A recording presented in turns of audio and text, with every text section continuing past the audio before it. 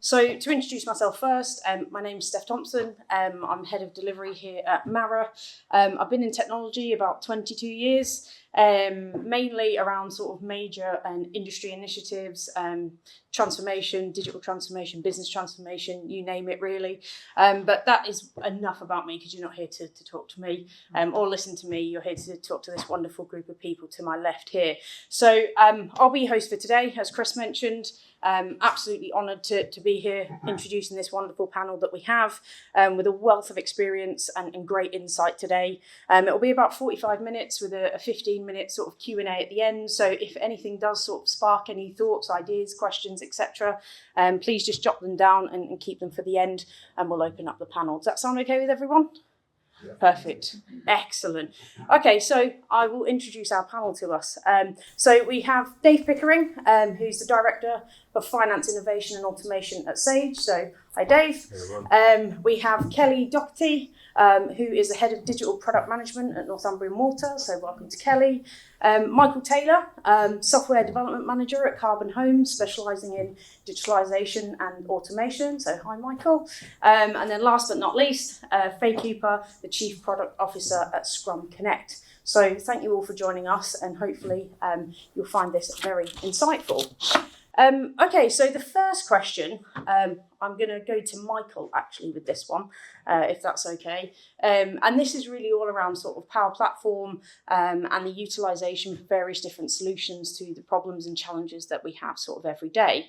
So Michael, how should digital leaders assess when Power Platform is the right solution versus sort of Pro Code or other items that are better suited? And what are the key benefits and common pitfalls that actually you've encountered in embedding sort of Power Platform in your organisation? And can you provide some examples of this? And I will pass this microphone around. Thank you. Good morning, everybody. So I think first and foremost for me, kind of being in the Power Platform Microsoft 365 space, I want everything to be built in Power Platform and Microsoft 365, but in reality, it's probably not the best case. We've got to kind of assess, is the Power Platform the right tool for the job? Is it not the right tool for the job?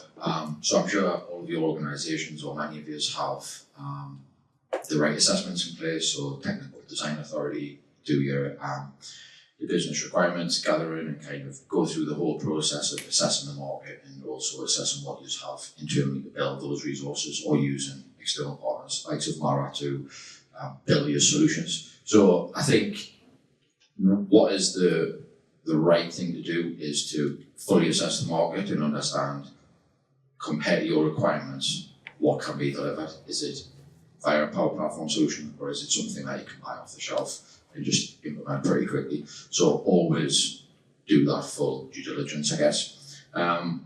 Some of the benefits to kind of Power Platform, I think, is around the flexibility and the scalability as well. So we've built a lot of solutions internally where they meet the requirements to our business. So I'm going to give one example now. It's around the service charge solution. So the developer's sitting in the room, so I've got to give him a good shout out as well.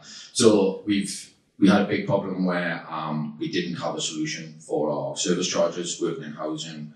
It's a big investment of ours, it's a big money maker for us, so we've got to make sure that our service charges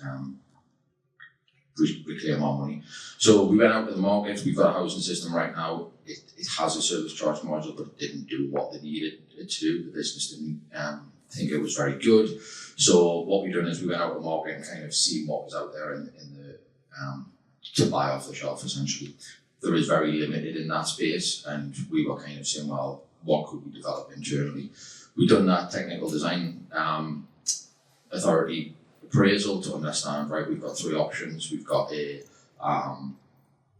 internal solution via the Power Platform and a model-driven app, and then we've got two off-the-shelf solutions. I think the off-the-shelf solutions were going to be upwards of £150,000 each. We built something internally for, I don't even know how to estimate it, but in months, weeks and months, rather than a long time to implement. So you can see that's where the power of the Power Platform suite comes to life, I guess.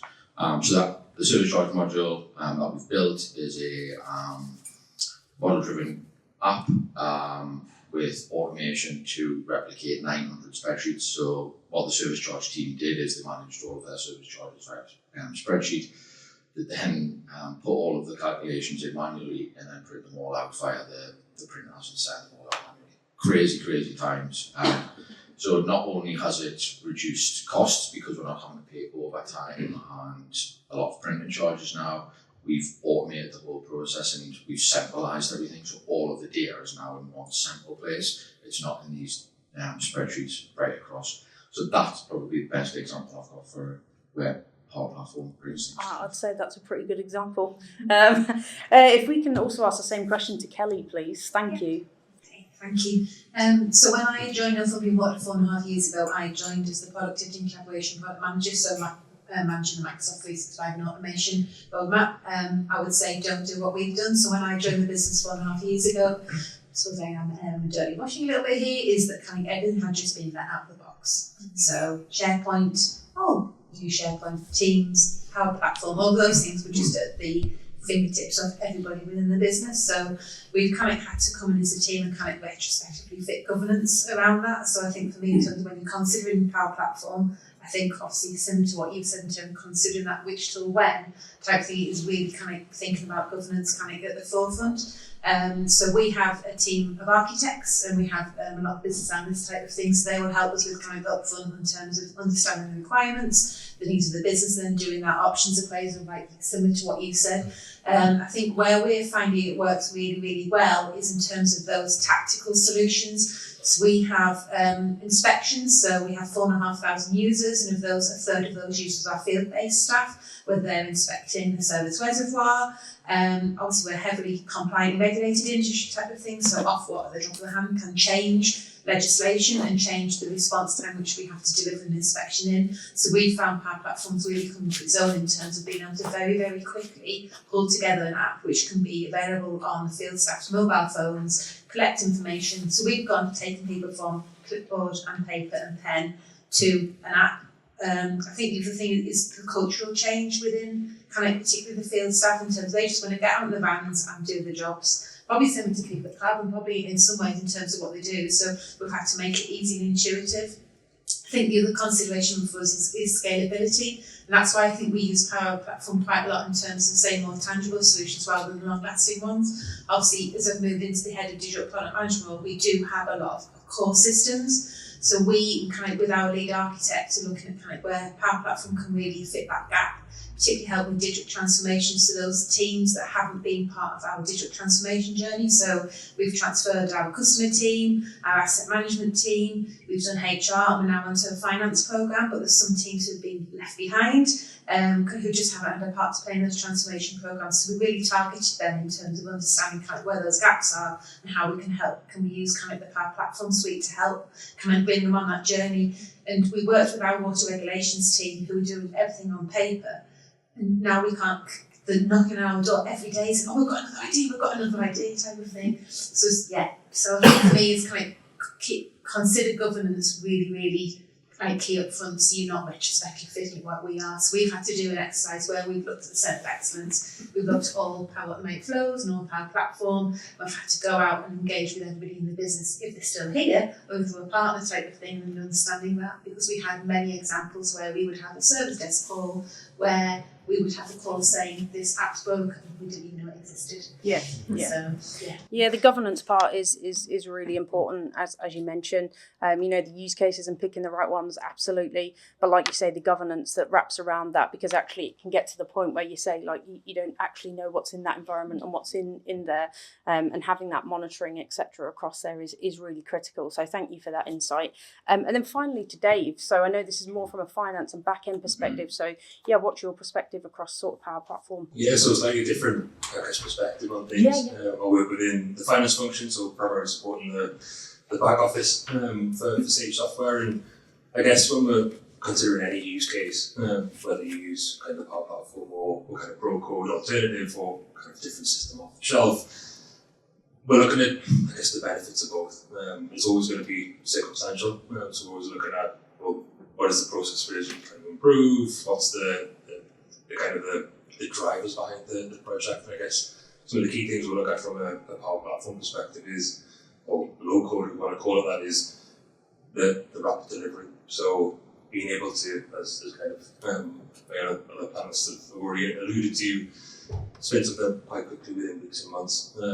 That kind of native integration with the rest of the Microsoft ecosystem. I think the majority of companies will be using the Microsoft stack to a certain extent, and having that natural integration of things like Outlook and Teams it can be invaluable, and just add increasing benefits to the solutions that you're putting out there. I think that for those maybe more complex or solutions that might need deep integrations, once you've done that assessment, you might want to go for a pro-code solution. But one of the key things I like about the Power Platform is that empowerment, that business user empowerment. So being able to use citizen development to get business users on board early in the journey helps increase adoption and kind of the success of the project. Without that adoption, projects can fail, and quite rapidly will fail if the users aren't on board. Bringing them in early just helps with that transition. I think benefits of the Power Platform, we touched on the natural integration with Microsoft ecosystem and rapid delivery. I think cost can also be a factor. So, you can spin up a project within weeks and months and using maybe a business user or citizen developer to deliver that, then the costs associated can be less. And also, that learning journey, that adoption is a big thing for me.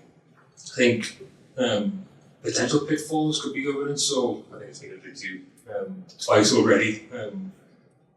We did something similar at Sage, so we opened up the Power Platform from day one, so everyone could use it, and we're in a similar situation. It isn't me directly, but from an IT perspective, just closing that gap to a certain extent, trying to rein in and get a handle on the flows, the apps, the Copilot Studio agents that are starting to be developed, and some real rigor and governance around that. That's it.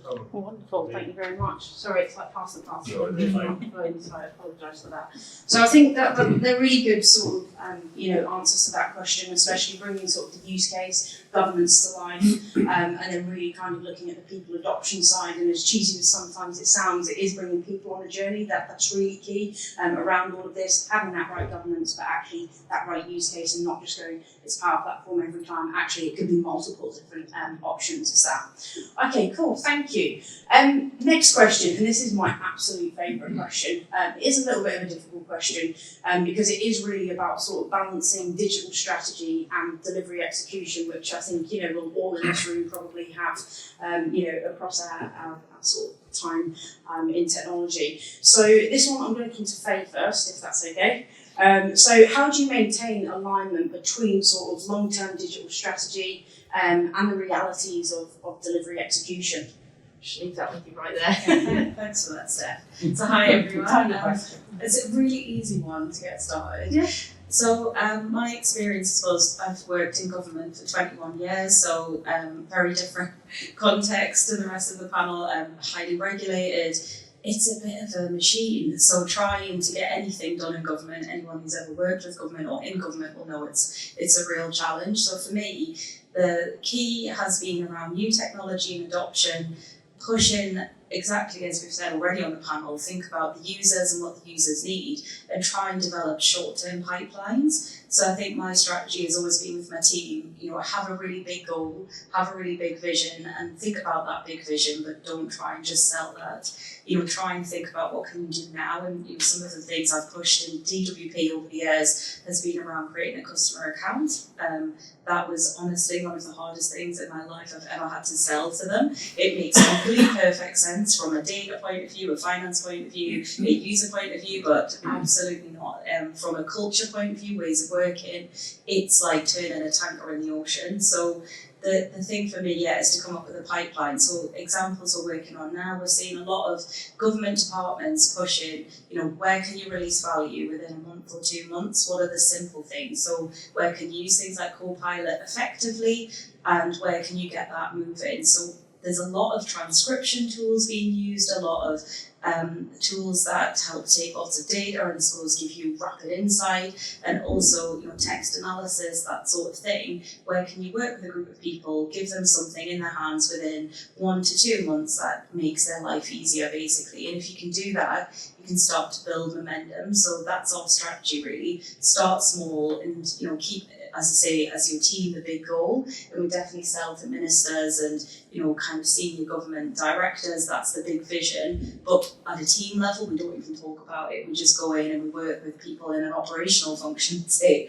what's giving you a headache? Oh, we've got something that can take that away. And that to me is the balance. So yeah, rapid pipelines, but long-term goals. Yeah, absolutely. And the short-term sort of priorities is really key. Starting small, similar to Agile, start small and then start to sort of build up. You can adjust, reprioritise and pivot where needed to. So yeah, that's brilliant. Thank you very much. Kelly, same question to you if possible. So Philippine, I spent 22 years in local authority before I came across Northumbrian Water, so I know where you're coming from that. I think for me, it's balancing kind of like that strategy and delivery is to find balance there. So I think within product management, we work across the business. Our main objective is to ensure the business are getting value from the investment we've made in our products. We all have kind of sub-program budgets each year, which are purely for small-scale initiatives. So exactly what you were saying before in terms of we do a lot of proof of concepts type of thing. There's not very often we actually go straight into a huge system implementation. We spend a lot of time, as you say, understanding the business problems and really showing where we can add value.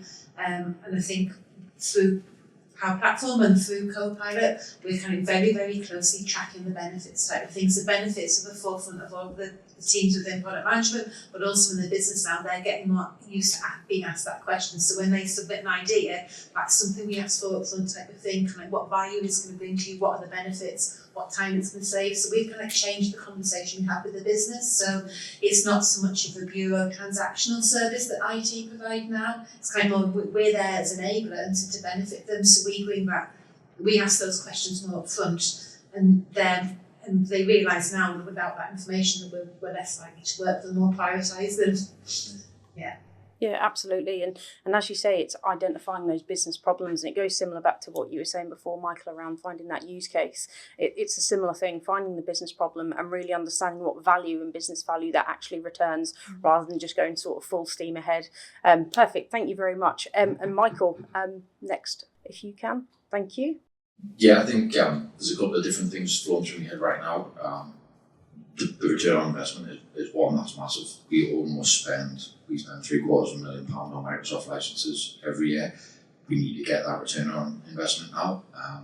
The business is saying to us, how can you release more? How can you release more? And it's kind of like, right, well, we'll start using it more. So I guess one way we're trying is to really change the outlook on Microsoft 365 and the Power Platform and become a strategic enabler within the business to kind of deliver more products quickly.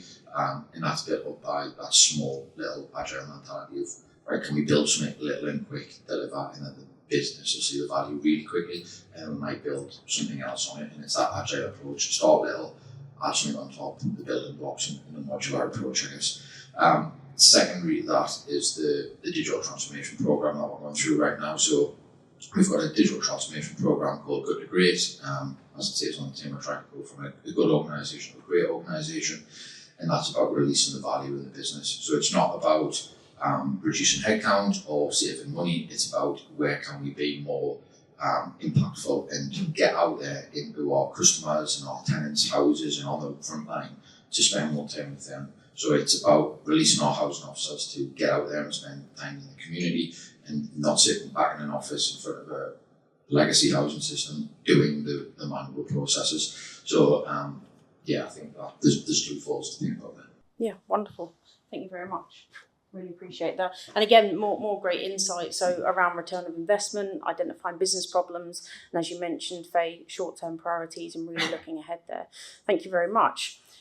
So my next one, would it really be a true panel if I didn't discuss AI. As you can imagine, that is very much the fashionable word, and rightly so. It's here, it's developing, it's changing, it's evolving all of the time. So it would be really wrong of us, I don't think, to not mention it. So this one is for yourself, actually, Kelly, first. So as AI and Copilot sort of technology mature, what does enterprise level readiness look like? And from your experience and the conversations that you're having today, what are the critical success factors? I'll try and say that. Whether it's change management, sort of data strategy, or as we've mentioned previously, like governance, is really important. What should digital leaders address to ensure that AI adoption actually isn't just the hype and it does actually deliver value, as we say? We feel there's a real risk here type of thing that AI is going to run away. I think everybody must feel it in terms of can't keep up type of thing. There's a lot of talk type of things, but I suppose kind of what's behind that type of thing? Is there any substance behind it? I think something we've been talking about. So we've been kind of trying to manage the business expectations and from a cultural, educate people from a governance point of view in terms of the risks. So educating why not to use ChatGPT and why to use Copilot chat type of thing in terms of from a security and governance perspective. So we've not told anybody not to do it type of thing, but we've as quickly as possible rolled out Copilot chat across the whole organisation and make them aware of kind of what the benefits are. And we've created a Viva Engage community. We have regular lunch and learns type of thing where we're creating to connect people to kind of almost kind of self-serve type of thing in terms of what the pros and cons are. In terms of Copilot Premium, we've been running quite a tight managed adoption in terms of people have to. We've been doing kind of awareness sessions on onboarding people onto this, and then they actually have to apply in terms of why they think Copilot Premium will be a benefit to them. Again, understand up front what those use cases are. So we've run that tightly. So with 4,500 users, we only have 125 Copilot Premium licenses currently. However, through our relationship with Microsoft, we've actually been able to successfully get some funding. So we're going to fund, we've been given 1,000 Copilot licenses for a 90-day trial, which we're going to start in January of this year with a partner. So Microsoft will also fund a partner to be able to support that engagement. But I think in terms of lessons learned, we need to kind of, again, we're going to manage that really, really tightly because we don't understand, we still haven't, if I'm honest, understood that benefit. Yeah. Kind of on a scale which means we want to make an investment of those 1,000 licenses Microsoft are offering us. I think from a strategic point of view, the one thing we're doing is a couple of things. One is we're setting up an AI committee. So the committee will have representatives from our environmental team, ethics, HR, comms, governance and security. We're going to set up a committee with representation from across the business. So this isn't going to be an IS-led committee. This is going to be headed up by HR in terms of kind of, this isn't something that IT are going to do to the business type of thing. We need to understand business requirements and also what are those things we need to consider, not just from an IT governance point of view, but in terms of we have, do you mean environmental regulations and compliance? We have a commitment to our customers type of things, so we need to tread very, very carefully here. Yeah. And the other thing we're going to do is we're setting up kind of a panel of AI experts external to Northumbrian Water who we're going to call on. So we have a guy called Ant Morse, who people may have not heard of, is now actually is advising number 10. That's a good thing or a bad thing. But yeah, we've formed an external panel which we're going to meet with monthly. Do you mean to actually give us that in terms of this has come down the line, what do you think of it, how do we proceed? So yeah. I think the other thing we're doing is similar to what I've talked about in Power Platform, is a lot of proof of concepts type of things. So we're not saying no to the business, we're just managing the expectation in terms of we've got quite an open relationship where they'll come and say, somebody's approached me about this, can we work with them? And we'll kind of then just wrap our arms around them and kind of in terms of what the considerations, and yes, this is a goer type of thing. Yeah. I think in terms of Copilot agents, I think you mentioned that earlier, we've done 3 proof of concepts for Copilot agents. We're now showcasing across the business, and then we're going to build a backlog for those type of things. So we've disabled it, so we don't allow anybody to have access to any time. I know it's hard from a M365 admin point of view, because every day there's another button that they just happen to have left unchecked, and you find it when somebody logs a service desk call saying they no longer have access to something we didn't even know they had access to in the first place. But that's obviously the pleasure of Microsoft 365 and their evergreen nature, isn't it, in terms of that evolving service. But yes, so just I think for me is kind of managing kind of the business but not stopping, because they'll find a way of kind of going off and doing it in kind of an unethical way. Or data obviously is a massive concern for us as well, but that will come into this AI committee that we're going to set up. Yeah, that sounds fantastic, but it's that balance between innovation and governance again. And it sounds like actually from a governance perspective, you're already thinking ahead and actually are a step ahead of the game, which is a fantastic place to be. So yeah, thank you for sharing that. Same question across to Dave, if that's okay. Thank you. So just picking up on some of the things that Kelly mentioned there, for me, and I guess from a finance perspective, not from an IT background, it's all about that change management and making sure that we're upskilling colleagues so they know what it is that it can do and how to utilise Copilot 365 and others. Building the skill set. So we recently launched a solar-led kind of learning approach. So understanding where people are on the journey, how confident they are with using Copilot 365, etc. And then utilising kind of that information to provide maybe tailored training to help them get up to speed and so on. And I guess the other side of it is, and you kind of alluded to it a little bit, is just managing that fear. Obviously, AI and Copilot specifically is something new. With anything, it's going to carry that little bit of maybe hesitation or fear to get involved. What we really want to do is to fully embed it, is to kind of break down that fear factor and kind of get people involved and ready to adopt and start to utilise any pilots that you push out. I think you've already touched on governance. I think it's a massive thing. It's we're doing something similar within IT and kind of making sure that we have that responsible and ethical use of AI kind of really locked down. We use Copilot 365 as our tool of choice. So we actively encourage colleagues to use that, but also how they should be using it, what kind of information they should be using, or putting in there to get answers from. I think we discourage using other tools. So as a approved tool, Copilot 365, that's the area that we want colleagues to use and explore and kind of get the best out of it. Doing things like putting financial sensitive data into ChatGPT is a big no-no, so we're really clear on the do's and the don'ts, what it can do, and kind of really proactive in sharing. This is where you can get the benefit from it, but also this is really what you shouldn't be doing, and this is where you should be doing it in Copilot 365. I think when we're talking about readiness, I think it's always going to be underpinned by the data that you have. So having that view on, having that really clean, strong data architecture is an important one, because we're going to leverage that underlying data to get answers to things that drive the processes that we're putting into. When we talk about Copilot Studio, for example, having that clean focus on, or that focus on data first, making sure that's really robust and clean and kind of that strong architecture is a real pivotal point. And then we've kind of touched on pilots and then what have you. Making sure that we utilise it to solve actual business problems. So making sure that the impact there, we want to build momentum, we want to showcase that we can use these tools to improve colleague experience or save some time here and there, or even to kind of save costs across the finance function. But if it isn't solving actual business problems, then we're not going to really get that buy-in. So it's making sure that we have that really strong business case. We're making sure that we're using Copilot Studio and agents and AI in the right place. It is a component technology. You could probably use it for most use cases, but whether you should is a different matter. So making sure that we're really doing that due diligence on the assessment side of things, understanding what's the best tool to solve the problem, and then using it to actually solve business problems and drive some impact. Wonderful, thank you. And I think you touched on a really important point there around sort of the responsible and ethical use of AI. I know that's something that I've spoken to multiple people about, so it's really great to hear that you're having those thoughts as well.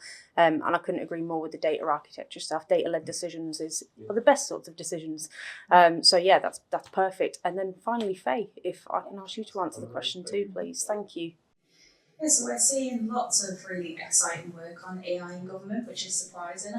think. So normally you'd say, I suppose, government are the last to adopt, but I actually think there are instances where they've gone all in and they've kind of thrown themselves in. There's a lot of AI focused units in each government department, lots of teams really focused on it. So, I'd echo everything Kelly and David just said there about governance and bringing people along. And we've been working with Newcastle University on a course for CPD because we're seeing a lot of really senior leaders quite awkwardly embarrassed that they don't understand AI. So how can we help them in a kind of gentle way that it feels like they're going to learn something in a secure way in their own time? So I think that is definitely a thing we've noticed. I think in terms of work that we're doing, there's some really great work. The best one we've done so far in actual production is some work with the court system. So we worked with judges in Ministry of Justice, and they talk to us about, they just can't get through the data. It's quite terrifying, they have about 10 cases a day sometimes, huge piles of paper thrown upon them with sort of 10 minutes to prepare. And they couldn't even tell you going in, who are the key witnesses or their disparities between witnesses, who's pleading guilty, not guilty. They have to digest all of that. And it's causing a bit of a mental health crisis for them because they're trying to get through it. There are days then courts have to be adjourned, which obviously pushes a huge impact on lots of different people. So we decided, how can we use AI to help them? So we've got a tool that basically we built into their case management system. So a case comes in, it then reads the whole pack, it gives them any kind of summary they ask for, so it kind of uses natural language and they can interrogate the documents, they can ask anything they want. So at the moment we've kind of confined it to just 10 key questions, just to give us a bit of a sense of control. So the 10 key questions are based on user research and the types of typical things they'd ask. They then can kind of go through, and they've said that they just feel so much more in control, they understand more, their productivity's gone up. So that's a really simple use case, and it's back to that point, Steph, of balancing simple to big. That's our first step in getting government to kind of sign up to something. So I'm laughing, Kelly, about number 10. Our chief exec actually met Keir Starmer the other week, and we went to number 10 to present it because it is the first time we've put it in production in government. It's quite a big thing for them. Normally, their kind of back office uses this as a user-facing service. So, we're really proud of that, and I think that's a chance to scale up from there. And there's a lot more, obviously, we want to do and can do. I think for us, the enterprise level adoption will be around kind of finding patterns. So that's a pattern that can be applied to lots of different use cases. It's a simple tool, and I think it's then, well, where else can that be applied? So we're starting to think about that. And I think that is the government approach. It's to really think about, things like they're using it for transcription, but also things like consultation documents where they have a team of 12 people. Big public consultations happen every year. We've been working with the incubator for AI to say, well, do you need a team of people to read all of those consultation responses? It's all unstructured data. AI could do that for you.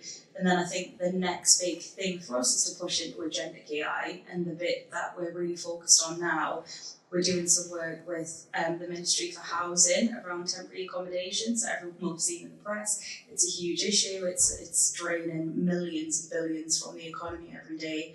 And how can you help people who are in a housing crisis, who need overnight accommodation? How can you get them into somewhere quickly? How can you know where they are? How can you help them move through the system into something long term? So it's a really noble piece of work. It's a huge, huge problem. And at the moment, we've talked to agents who do that. It's a manual job. They've got about 500 was the highest we'd heard in central London, 500 cases to one person, trying to understand 500 families, 500 locations, 500 different cost models. So looking at how can you use an agentic AI solution to actually replace that person and just help speed that up. So I think, lots going on in discovery, but as I say, some in production. I think the key thing for enterprise readiness has been solve an actual problem, prove the value, and prove it's safe and secure. That's obviously the government's number one challenge to us. Prove that it can be safe and secure.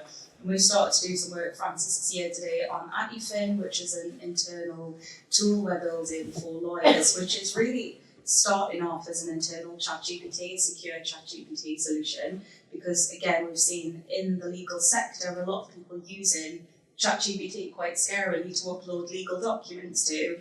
to then interrogate them. And we've said like, well, and again, it's that education point. Some organisations genuinely did not know that they shouldn't do that.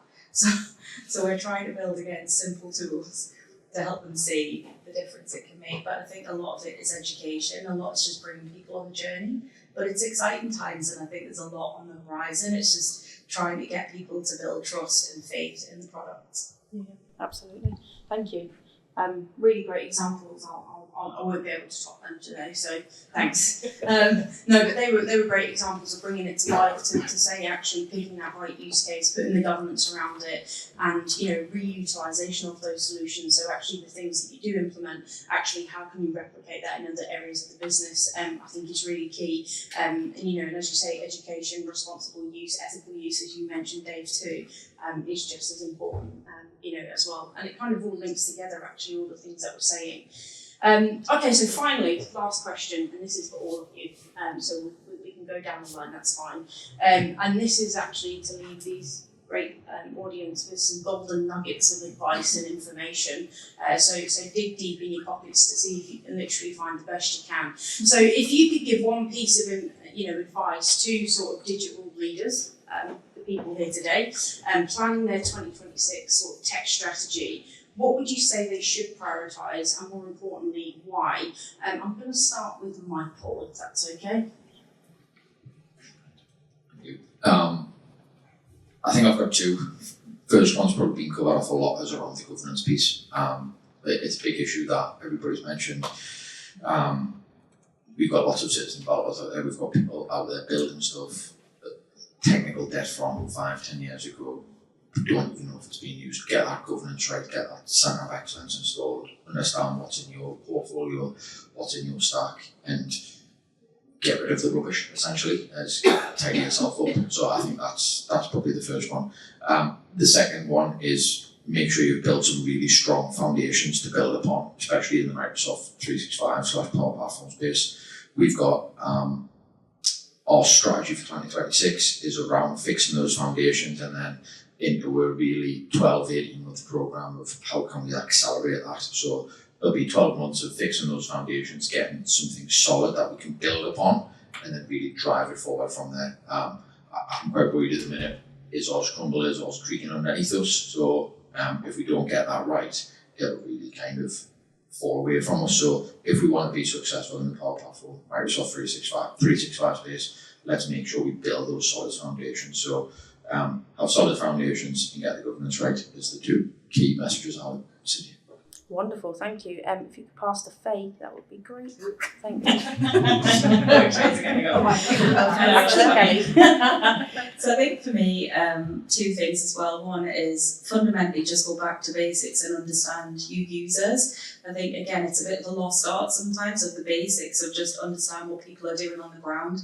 Forget middle management, forget senior directors, just literally sit with your operational teams and you'll spot the things that need fixing quickly. And I think the next thing is, it's all about data for me, that all of this AI work is great, but if you've got a weak foundation of data, you've got nothing. So I think, we went through this era of having no data, then we had all the data, and now I think we're in somewhere of make sense of what data you need, only surface what you need, and make sure it's clean and readily available to integrate, to use. I think, that would be my top tip. Wonderful, thank you. Now to Kelly. Thank you. I think for me, the first one is that any digital strategy should be based on what the business require or not. You think it shouldn't be technology led, it should be business led. So obviously helping the business achieve their organisational objectives. In the water industry, we work in 5-year business planning cycles, so we're just coming towards the end of year 1 of year 5 around what we call AMP8, so everything we do should be based on what the requirements of the business are. I think back to Faye's point in terms of that doesn't have to be, yes, we have strategic plans for each of our business areas, but also in terms of what do the people on the ground think, what are the things that are where they're not doing value add tasks, so similar to what you said earlier in terms of the use of apps and I've lost my way here, what I was going to say. In terms of where it's not about, when we're doing automations, it's not about saving money in terms of FTEs, it's about giving back, so where people can do more value add tasks, where you can reduce overtime costs, where you can do things with an SLA. So I think my main point is about kind of making sure whatever you're doing is in line with what the business is trying to achieve. And I think my second point, as Emily said, is data. Data, all roads lead to data. We have some big challenges at the moment in terms of reporting on our current 5-year business plan. It's all because of the data, and we have put so much in. We are currently working with a partner on a new data strategy aligned with a new IT strategy at the same time. But yeah, data, because data is the answer to everything. We're talking about Copilot, we're talking about agents in terms of that knowledge it's going to discover, where is that, who can access it. But yes, so I would say number one is making sure you're delivering it in line with what the business require, and second is sort your data out. Yeah, I could not agree more. And Dave, finally to you. We'll sort of give, again, a slightly different flavour on the topic. So, with any tech strategy, you're going to have a people strategy alongside it. More so now than ever when we're talking about Copilot 365, AI, and kind of all that good stuff. I couldn't agree more with all the points made so far. I'm actually struggling to come up with another one because you've covered so much. But for me, what's that people strategy look like that's going to part in a tech strategy? How are we going to get that adoption? How are we going to get our colleagues to utilise the pilots, the components that we're putting out there to basically improve that colleague experience? How do we get them to use it? How do we upskill them? How do we make sure they're ready? So mine is probably less from a technical perspective, but more how do we focus on the people alongside to make sure that whatever we develop, whatever use cases we find that we want to improve on, and kind of create that capacity, not cut FTEs, but create that capacity for colleagues. How do we get them to adopt it and make sure they're in a space where they're ready to use it, and make sure they can be as successful as possible? Wonderful, thank you.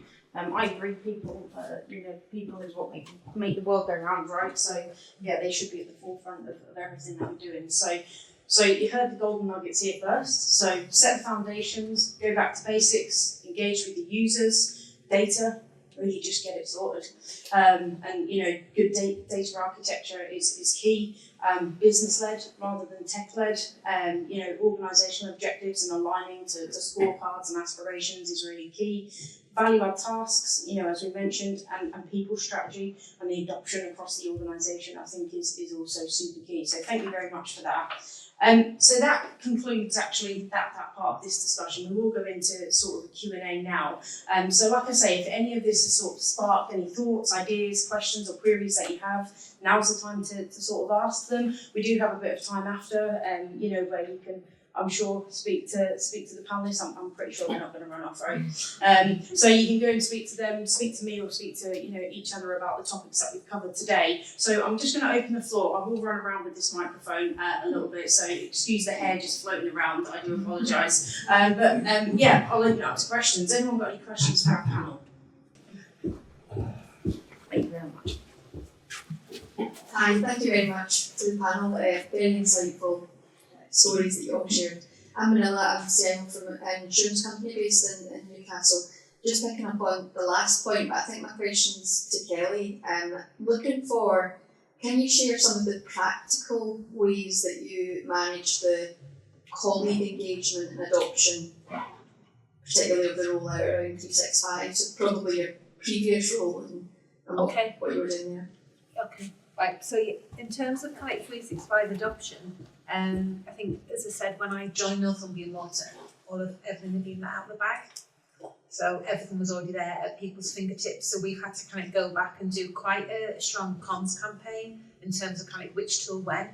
Do you mean? So we've had to kind of reframe in terms of when to use OneDrive, kind of when to use SharePoint, when to use Teams. So we've had to go back and do those comms campaigns. But we've actually done kind of lunch and learn sessions. So we work with them. We have a really strong internal comms team. We have an intranet which we launched just as I joined the business. So we've used that kind of thing as our knowledge source. So we've done a lot of work through there in terms of kind of the way we've done the comms is kind of more asking questions to prompt that thought within people's heads. Do you know what I mean? In terms of particularly OneDrive and SharePoint has been very, very confusing for our business. So when I came in, they'd migrated everything from on-prem file shares to people's personal OneDrive, but they'd never actually explained what the purpose of OneDrive was. So people have continued to use OneDrive in the way they managed an on-prem file share, which is completely different in terms of what the benefits that come along. So we did a lot of comms in terms of articles. We used a Microsoft 365 out-of-the-box learning portal. I can't remember the name of it now. I think people in the Zoom probably use it as well. Kind of like the learning resources where you can like pre-populate it type of thing. So we use that heavily in terms of kind of like OneDrive, Teams, and SharePoint. We still now go around all of our executive leadership teams, all of our directorates kind of on a monthly basis in terms of they want to know about the bigger systems, but they actually want to know kind of about those partnership and collaboration tools, like what are the things that can make a difference. So we still can have like an adoption engagement kind of roadmap for Microsoft 365. So we have a schedule in terms of where we go when, to actually in terms of update, in terms of kind of what's coming next as well. And we do frequent lunch and learns across the business, which are really, really well attended. Super, thank you. Any other questions? Thank you very much, Polly. Any other questions? I like shirt. Thanks very much. That was really, really good.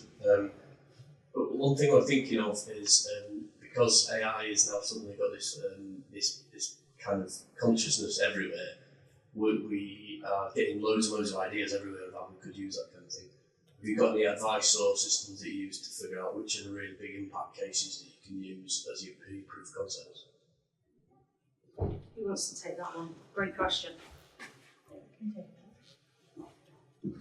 I think it's a case of, take each idea and really think about, we just do a rapid prioritization, I would say, of we've got all these ideas, which ones are going to make a difference? And I suppose I think about it in 3 different lenses. Will it help a user, and to what scale and what extent? Will it help meet a business goal, and to what scale and extent? And technically, how long will it take to do that? What's the risk? Is it safe? Is it secure? Would it take a year to put in? And then balancing those 3, I guess, as a product person, you're right in the middle and you're trying to kind of look at that. So I think, there's loads of different tools out there, loads of different frameworks to use. We just literally look at those bare basics. And I think that tends to give you really quickly, and I was working in Northumbrian Council for a year last year, and they really wanted that whole 12-month plan of we need to release savings this year. So I kind of took every single idea, said across the business, what ideas have we got, went to speak to everyone, came back with a whole pile, and then we just sat down and said, right, that one could help, everybody, but it's going to take a year. Okay, do we do that? Maybe put that on a maybe pile. Where there was a clear case, it was rapid, you could see the value was tangible, low risk, let's just go for it now. And I think that's how we got to kind of the central, like green, amber, red, and then just went through as many of the greens as quickly as we could. So I think, there's ways of, I think it's just thinking about those 3 lenses, because what you don't want to do is take on a great idea, but it's not deliverable, essentially. So that would be my advice. Just to add a little bit. So I guess from a finance perspective, part of my role is to collate all the ideas that are generated by our finance colleagues, to push them through what we've actually built as a model-driven app. We've built a kind of a data-driven impact assessment. So we look at, for every new idea that's submitted, we look at the impact. So maybe the cost saving or the time saving from the idea. We look at the readiness, the suitability for the process to be automated. So how simple is it? How many steps? What kind of input data is it? Structured, unstructured, or a mixture? We look at the stability. Is it a moving target? Is the process aligned and ready to go, or is it actually we think it might change in the next 6 to 12 months? We also look at risk as well. So are we working with sensitive data? What we do is we roll that up into kind of your impact and feasibility. We've talked about data a lot, and from my perspective, I like to take the judgment out of deciding which pilots and use cases we're going to go for, and we use this for all of our platform low-code solutions, not just kind of our AI pilots. That data-driven approach lets me go out to kind of these are the different areas of finance. These are the things that we should do next. These are the ones with the biggest impact. When we're looking at kind of quantitative and qualitative benefits of any solution, these are the ones with the biggest impact with the highest feasibility, so that they're going to take us as little time as possible. So really similar to what you're saying is I've kind of taken that and built it into a custom model-driven app because we use the platform to solve everyone else's problems. I thought, why not use it to solve mine as well? You have that kind of data-driven approach, and it kind of really gives you that granularity. It's It's not about the favourites or the best sounding one or the one that sounds the most interesting, but actually these are the ones that are going to deliver the impact at the quickest possible time. I think Just to carry on from that question there, how do you then do that traceability back to the benefit from it too? Because is it people who are submitting data into your app? How do you then quantify that what they told you was going to be the case ended up being the case? So really good question. We have a team of business analysts within finance, so we tend to have the impact assessment carried out from an interview style. So we have the boxes that we need to fill and that data we can capture. So that gives kind of a basis. So you're ratifying it at that point first? We're ratifying it first. This is what we anticipate. We're also then looking at it from once you get to the view of we're going to take this project forward and we're going to then build something, well, how much of that process are we actually going to be able to solve for? How much are we going to be able to automate it? 50, 60, 70%. We start to get a bit more of an indicator of, well, actually, this is the time we're going to save. And then we follow up kind of 3, 6, 9 months throughout the lifetime cycle to look at how many transactions came through, how many touch points will be able to save someone. For finance use cases, a lot of the time it's approvals. Our work in finance is highly controlled, and there's lots of kind of manual approvals that used to be done in kind of Outlook, so you have emails flying back and forth, and you don't have the traceability, but also you've got that manual effort of kind of tracking where we are with each approval.